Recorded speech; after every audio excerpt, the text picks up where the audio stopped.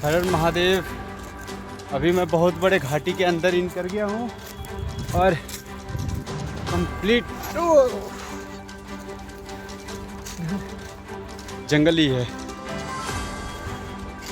और जंगल भी बहुत भयंकर वाला, तो थोड़ा सा मुश्किल होगा लेकिन ये भी कटेगा रास्ता। जब कोई किसी काम को करने के लिए एक बार प्रण कर ले तो उसका किया हुआ प्रण उसको पूरा करने से कोई नहीं रोक सकता। जी मैं आपको बता दूं कि यह कोई कहानी नहीं है, बल्कि एक बिहार की छोटी सी जगह पूर्णिया ग्राम बहोरा की सच्ची बात है, जहां एक पढ़े लिखे 28 वर्षीय युवक ने 12 ज्योतिर्लिंग की पैदल यात्रा कर अपने प्रण को पूरा करने का फैसला किया है। बात कर रहा हूं मैं ऐसे एक शख्स की जिसने पूरे हिंदुस्तान में सबसे बड़ी यात्रा में ज्योतिर्लिंग के दर्शन करने के लिए जंगल और गर्म सड़कों पर चलते हुए यात्रा को आज भी अंजाम दे रहा है। नाम है इस युवक का अविनाश कुमार झा, जिसके घर में एक माँ और एक भाई और एक बहन है, जिनको इंतजार है कि मेरा बेटा मेरा भाई कब उन ज्योतिर्लिंग के दर्शन कर यात्रा कर घर लौटेगा। अविनाश का कहना है कि मैं घर से 8 माह पूर्व निकला था, जिसमें मैं अभी ग्वालियर आने तक लगभग 10,600 किलोमीटर पैदल चलकर हिंदुस्तान के 10 ज्योतिर्लिंग के दर्शन कर चुका हूं। अभी 2 ज्योतिर्लिंग शेष हैं। यात्रा करने के लिए 8 सितंबर 2022 को मैं अपने घर से निकला था। इस यात्रा के दौरान मुझे कई जगह कठिनाइयां और परेशानियों का सामना करना पड़ा, लेकिन मेरा जज्बा मेरे साथ था और मैं बढ़ता चला गया। अविनाश ने बताया कि मैं सनातनी हूं और अपने धर्म का पालन कर रहा हूं। शिव मेरे आराध्य हैं, बस उनको ढूंढने निकला हूं। अविनाश ने कहा कि मैं इस यात्रा में हिंदुस्तान के अलग अलग प्रदेश जैसे झारखंड, वेस्ट बंगाल, उड़ीसा, आंध्र प्रदेश, बेंगलोर, महाराष्ट्र, गुजरात, उत्तर प्रदेश और मध्य प्रदेश सहित प्रदेशों से गुजरा, जहां कई लोगों ने मेरा सपोर्ट किया और सम्मान दिया। इस दौरान मैंने ज्योतिर्लिंग के दर्शन करने के अलावा सभी प्रदेशों के कई मंदिरों के भी दर्शन किए। मैं अभी तक लगभग 50,000 मंदिरों के दर्शन कर चुका हूँ। अभी मेरी आगे की यात्रा बद्रीनाथ, अयोध्या, काशी विश्वनाथ, ज्योतिर्लिंग, नेपाल पशुपतिनाथ होते हुए घर पर समाप्त होगी। मेरी यात्रा में लगभग मैंने अभी तक 3.5 लाख रुपए खर्च कर दिए हैं। मैंने यात्रा के दौरान अभी तक कोई दवा का इस्तेमाल नहीं किया। संकट जरूर आए, लेकिन शिव जी का नाम लेते ही टल गए और रास्ता खुलता चला गया। यात्रा के दौरान अविनाश ने 9 अप्रैल को मध्य प्रदेश के ग्वालियर शहर में महाराज बाड़े पर घूमकर उन सुंदर पलों को अपने मोबाइल के कैमरे से सेल्फी लेकर अपने मोबाइल में कैद किया। इस दौरान ग्वालियर में वरिष्ठ समाज सेवी बालखांडे जी ने अविनाश को अपने घर में रुकने का आग्रह किया और शहर के समाज सेवियों द्वारा सम्मान दिलवाया। हर हर महादेव। 12 ज्योतिर्लिंग 4 धाम पैदल यात्रा का आज 12 दिन पूरे हो चुके हैं और मैं पहुंचा हूं ग्वालियर। ग्वालियर के जिस जगह पर हूँ उस जगह को heart of Gwalior, heart of Madhya Pradesh कहा जाता है, वाड़ा। तो आप लोगों को दिखाता हूँ।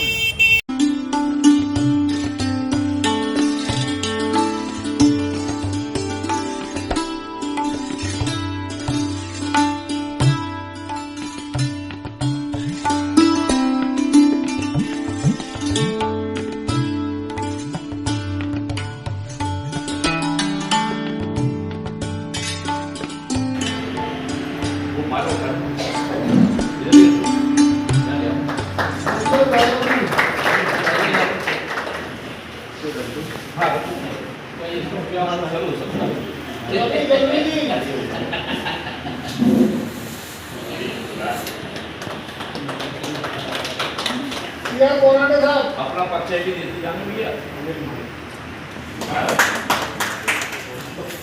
नीलेश चौधरी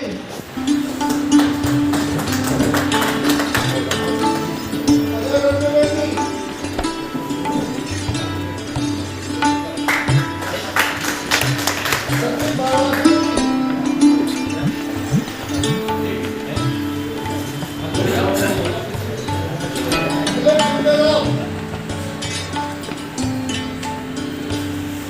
नमस्कार दोस्तों, आज हम एक ऐसे शख्स के साथ में बैठे हुए हैं जिनका लक्ष्य बहुत बड़ा है। मतलब पहली बार ऐसा शायद मेरे ख्याल से हो रहा है देश में, जो ज्योतिर्लिंग 12 ज्योतिर्लिंग वो इनको दर्शन करना है। और पद यात्रा चल रही है इनकी कंटिन्यू। अकेले घर से निकले हैं, कोई साथ नहीं है और तमाम परेशानियाँ आई, कठिनाइयाँ आई, लेकिन किस तरीके से इन्होंने अपना सफ़र किया अभी तक का हम इनसे जानेंगे। इनका नाम है अविनाश कुमार झा। नमस्कार अविनाश जी, आपका हमारे चैनल में स्वागत है। आप कहाँ से निकले थे, थोड़ा अपने बारे में हमें जानकारी दें। मेरा नाम अविनाश कुमार झा, मैं बिहार के पूर्णिया जिला बहोरा पंचायत से निकला था 8 सितंबर 2022 को 12 ज्योतिर्लिंग सह चारों धाम की पदयात्रा पर। शुरुआत कहाँ से की थी आपने अपनी यात्रा की? शुरुआत तो अपने गांव के कुलदेवी है हमारी माँ काली की, तो उनसे आशीर्वाद लेके निकला। बैद्यनाथ ज्योतिर्लिंग झारखंड पहला ज्योतिर्लिंग वहाँ से फिर पश्चिम बंगाल के रास्ते उड़ीसा झारखंड के बॉर्डर में एक है मुर्गा महादेव मंदिर, वहाँ से होते हुए छतियावाला जहाँ पे कल्कि अवतार का मंदिर है। और उस मंदिर की खूबी ये थी कि आप उस मूर्ति को सामने नहीं देख सकते, वो मिरर में दिखाई देती, आईना लगा हुआ उसमें। ये खासियत है मतलब। हाँ, वहाँ से फिर आ गए भुवनेश्वर लिंगराज टेम्पल, वहाँ से होते हुए फिर जगन्नाथपुरी उड़ीसा। तो जगन्नाथपुरी की तो सारे आदमी को पता ही है खासियत वहाँ की।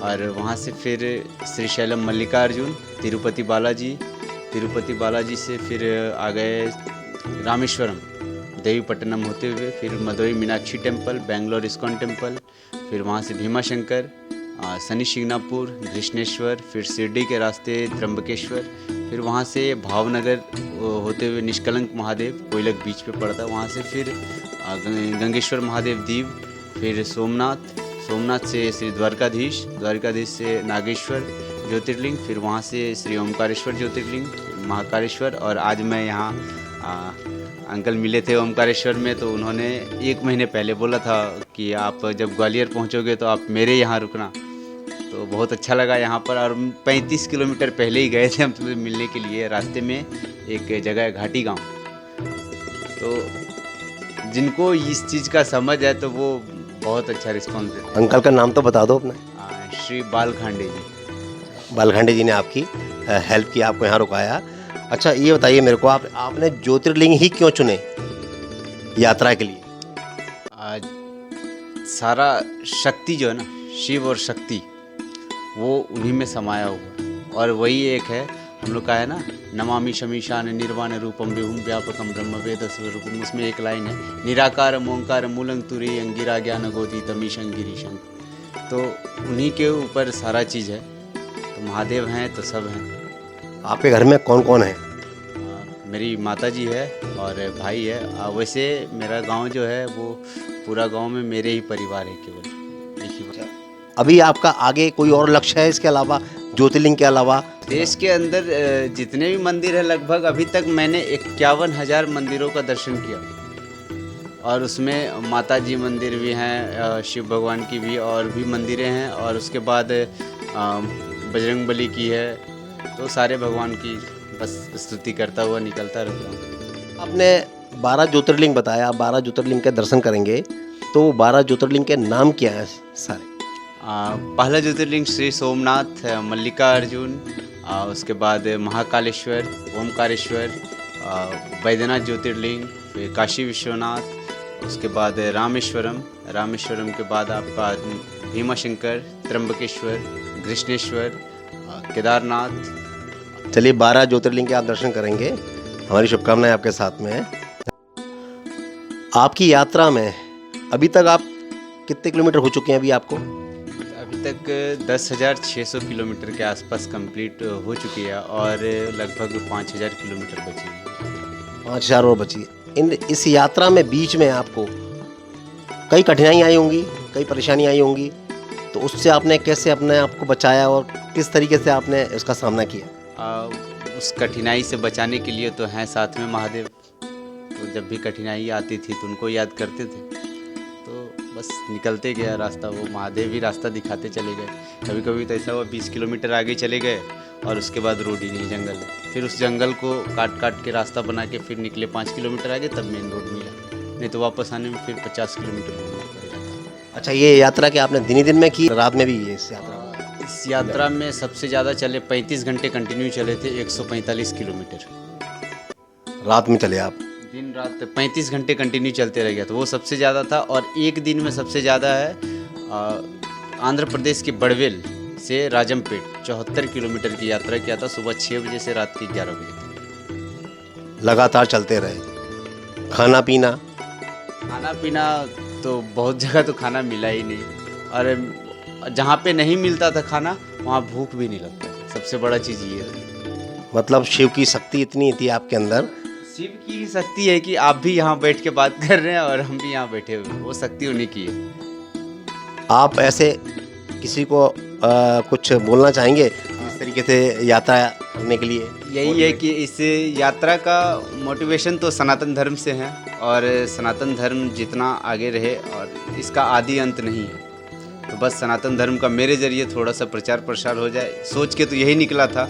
लेकिन रास्ते में चलते चलते बहुत सारा ज्ञान आया, और जितने भी सनातनी हैं वो हमेशा एकजुट रहे, बस यही महादेव से मनोकामना है। चलिए, आपको हमारी शुभकामनाएं हैं।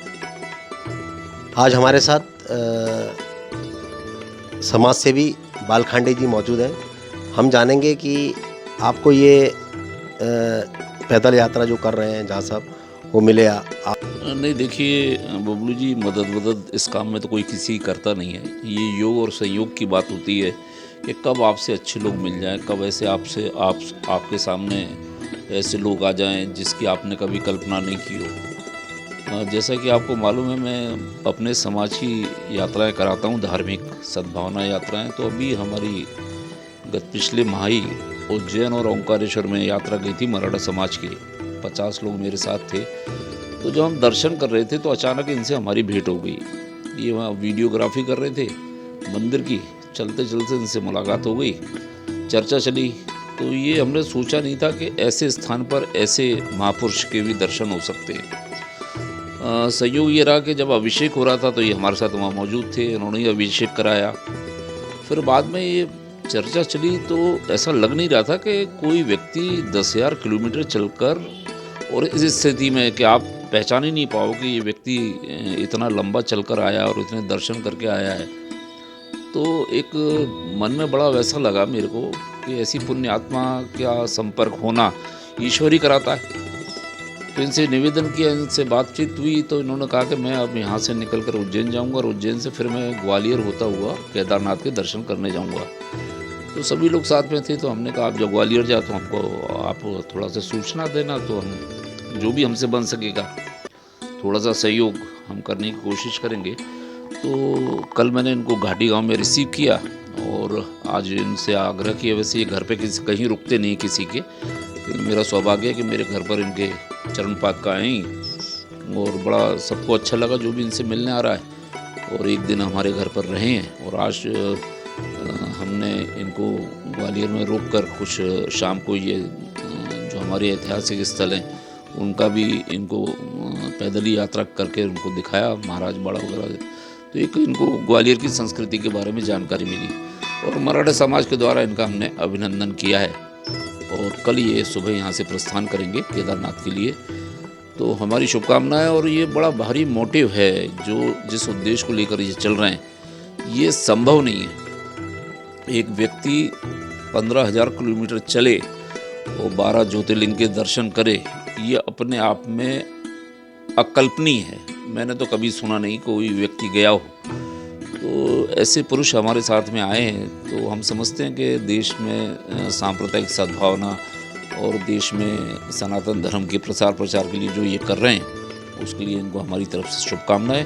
और भविष्य में जब भी इनको हमारे सहयोग की ज़रूरत पड़ेगी तो हम हमेशा इनके सहयोग के लिए तत्पर रहेंगे। क्या गिनीज वर्ल्ड ऑफ रिकॉर्ड में इनका नाम आ सकता है? मेरे ख्याल से शायद इन्होंने प्रयास नहीं किया। सबसे तो ये एकांत में ही निकल रहे हैं, एकांत में ही जा रहे हैं, ना किसी से कोई विशेष नहीं तो आप आजकल तो आप देखते हैं कितना आडंबर चलता है।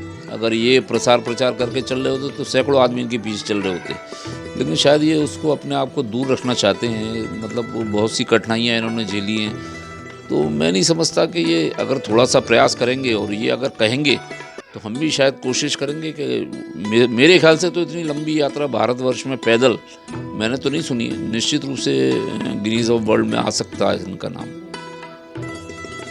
तो ये थे बालखांडे जी समाज सेवी, जिन्होंने हमें इनके बारे में बताया।